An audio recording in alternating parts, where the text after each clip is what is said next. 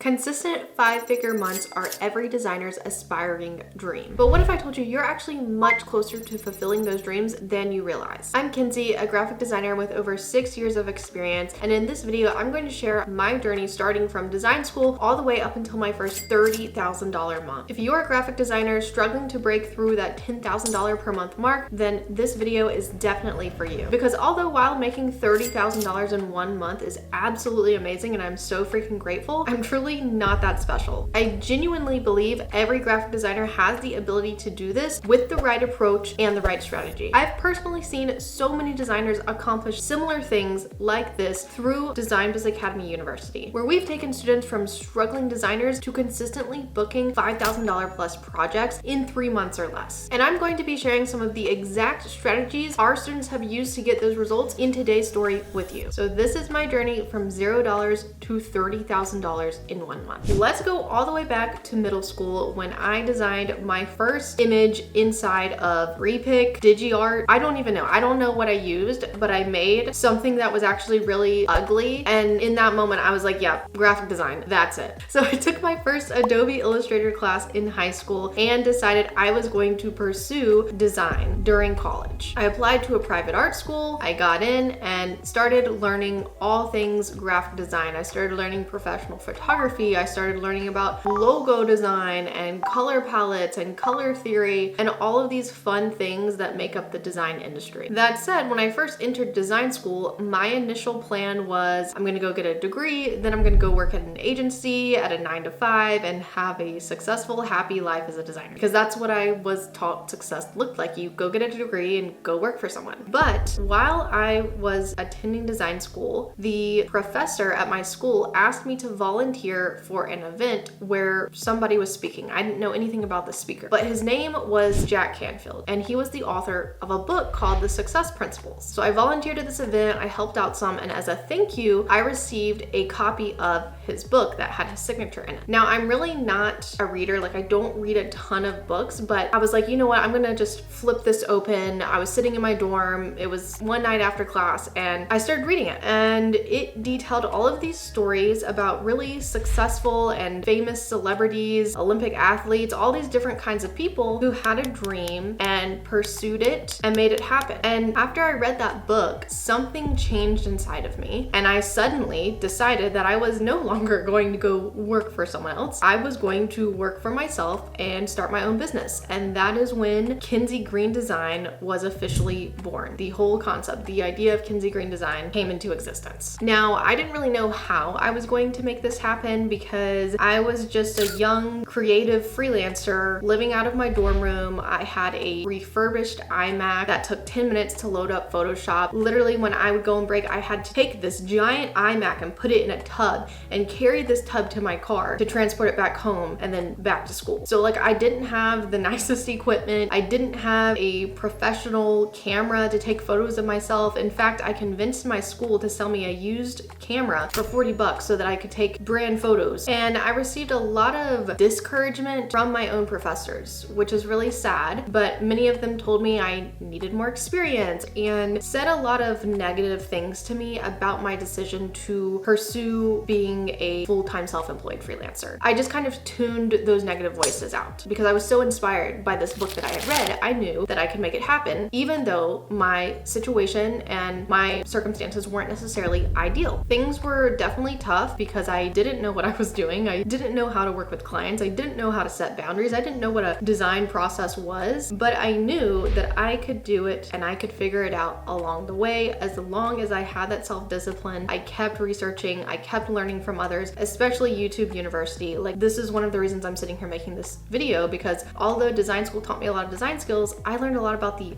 business of design from watching YouTube videos. And so every single day after class, I was working on my business. I was making blog posts. I started showing up on social media and was doing everything I could to absorb the free information out there. During 2019 was when I finally started to get a few clients and started to actually gain traction in my business. However, they were one-off, really low budget projects that didn't really provide stability, and I probably was not even making a profit off of them. I mean, my first client came from a Facebook group and she paid me $75 for a logo that I spent hours redesigning over and over again because I was just so worried about making her happy, and I literally just didn't know what I was doing. But we all start out that way. I knew that with every client I booked, I could slowly increase my prices. I started showing up on Instagram more and more each and every day, making sure to post on stories, creating Instagram posts, because I knew eventually that clients might start to find my social media and book me through there, and I could stop relying on places like Facebook groups and Upwork, which is somewhere that I found a few clients from. After I had that first client for $75, I increased my prices and I booked another client for $300,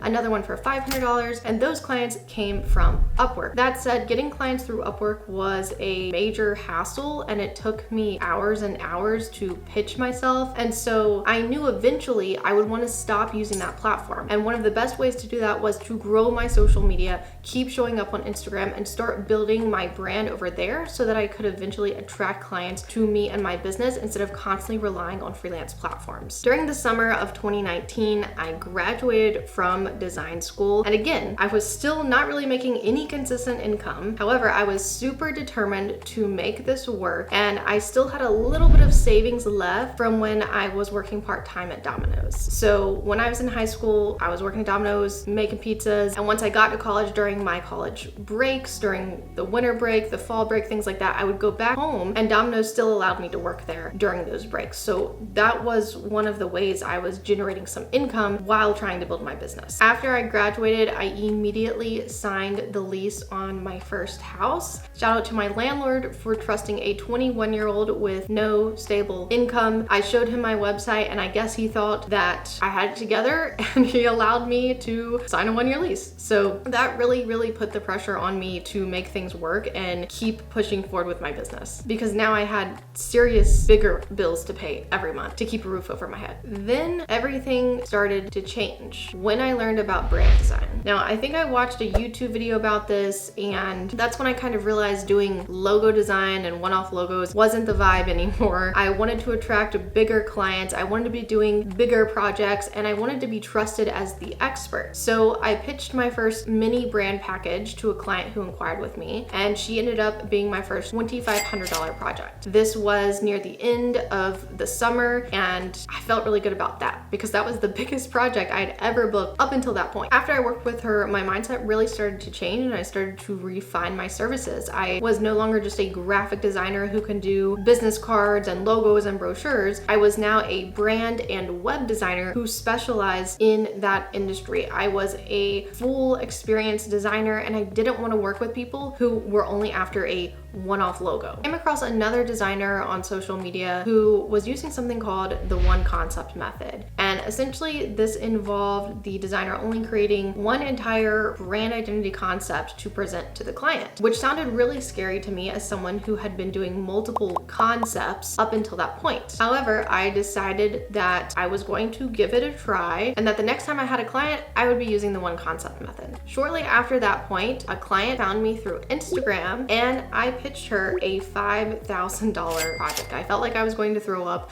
I thought she was going to say no. I thought I was going to lose the project, and I really needed the money because I, again, still was not having consistent clients. I was doing really small one-off projects that weren't really even enough to cover the bills unless, you know, I was getting bigger projects here and there. Like, there wasn't a lot of big projects happening, let's just say, at that point. So I really needed this project to work out. But I knew that part of increasing your prices also means being scared and feeling the fear and just saying the number anyways. So I said $5,000, and she was like, okay, let's do it. I was like, oh, okay. And then when I made her brand design and I sent it over to her, I only used the one concept method, and again, felt the fear, felt like I was gonna throw up, got major anxiety, and to my surprise, she approved literally everything with 0 revisions. And I was like, this is magical. This is like a magic secret. Where has this been all my life as a designer? So I was just completely mind blown at that point that someone would pay me $5,000, but also approve everything without any revisions, because that had never ever happened before. So I knew that the one concept method, higher ticket prices, and higher quality clients was definitely the key to a healthy, happier, successful business. From that point on, moving into 2021, I was booking consistent projects and decided to raise my minimum starting price to $7,000 because that's just how busy I was getting. I was getting so many clients that I felt like it was time to raise my prices again. And to my surprise, after I raised my prices to a minimum minimum of $7,000, I still kept booking clients and like I was still getting business. And the best part about this is that I was not having to work with a ton of clients and I was still making a lot each month and had less work. On top of that, my social media started to finally grow after years and years and years of consistent posting with little to no results. And because of all these things, because of my consistency on social media, my ability to increase my pricing and attract higher quality clients and position myself as an expert, I had my first $10,000 month in 2022 and started consistently having 5-figure months after that point. Because like I said, I was able to work with less clients and make more money because I had increased my prices. So I'd say on average, I was working with anywhere between 3 to 5 clients a month. And I like to break my payments down into 2 installments. So a lot of times if I booked 2, let's say $10,000 projects, then that would be a $10,000 month because I'd have both of the clients paying half up front, which was about $5,000. At this point, I truly felt like I had reached the ultimate level of success. I mean, I was making now 6 figures a year. I was working with clients that I really enjoyed working with, and I finally felt financially stable. I was no longer worried about how I was going to pay my bills or where my clients were coming from because I had mastered the art of attraction marketing and I was consistently showing up on social media. I just kind of found my flow as a designer and really stepped into my confidence. And then in 2023, I had a few major breakthroughs in my business. I booked my first $15,000 client project. I was signing more clients than ever and my inquiries were super consistent, and I had gotten faster at my design process. So I was working with clients and finishing their projects early, and there would still be income coming in the next month even though I was already done working with them. That was really, really nice. And then the biggest milestone of all happened in September of 2023. I had my first $30,000 month. That single month, I made more than I made my entire first year full-time as a designer. So now I want to kind of further explain how I was able to generate a $30,000 month. And in short, it's because I had multiple high-ticket client projects with a lot of them having finished early. So for example, in August, I had finished up more than one client project early. And so their second payment was coming in September, but I was already done working with them and I had signed on more high-ticket clients at the beginning of September. So all of those projects together equaled up to $30,000. And I want to reiterate the fact that I was still doing all of this on my own. Like, I don't have a team. I'm not an agency. When clients work with me, they're working with me like directly. I'm not outsourcing things. Like, it's all me. I have never desired to work with a team. And I think that this is, again, the beauty of high ticket projects. You can spend more time with your clients. You can work less, have less projects, and still make 5 figures a month. And because I had really refined my design process, I was using a project management system and just knew how to guide my clients throughout the entire project, it made things really easy for me and it made these projects really smooth. And that's also why I was able to finish so many early, is because my process was so well refined that a lot of times my clients weren't having many revisions, if any at all. So that allowed me to move really, really quickly and book more clients and keep projects coming in while wrapping the other ones up early. This is why it's so important for designers to spend time creating that 5-star client experience. It's not just about booking more clients and going back and forth through email. It's about setting standards and boundaries so that once you are booking lots of clients and having higher ticket projects, you have a process that allows you to scale. And in this same month, I literally took a trip with my co-founder to Florida, like while all of this was happening, because I've set up my process and my experience to be flexible and give myself time to take breaks, and I can plan out my schedule in a way that works for me while still having these 5-figure months. Since 2023, I have rebranded. I've continued to work with high ticket clients and even further define the type of clients I enjoy working with and refine my messaging to speak to them even more and just double down on what works. Like, Instagram works really well for me, TikTok has worked well for me, and I've doubled down and I've spent more time and energy showing up in those places. And I've also got a membership at a co-working space because I'm trying to build more in-person connections. So, you know, as you're growing as a designer and building out your business, you're going to find what works for me may not work for you, and you may find that your clients aren't necessarily on Instagram. Maybe they're on LinkedIn, maybe they're on Pinterest. It's all about experimenting and staying consistent to figure out